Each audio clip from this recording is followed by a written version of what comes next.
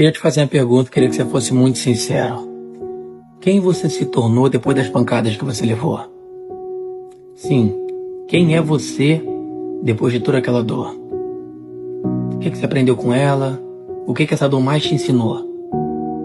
Eu sei que na maioria das vezes parece que ninguém se preocupa contigo, mas a pergunta que eu faço é: o que essa solitude te ensinou? O que essa dor te transformou?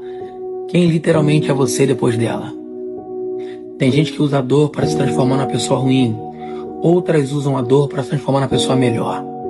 E a pergunta que eu te faço é: essa dor deixou você melhor ou pior?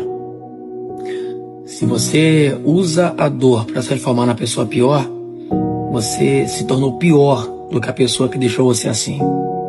Se você usa a dor para se fortalecer, então você aprendeu o sentido da vida. Dores vêm para te ensinar.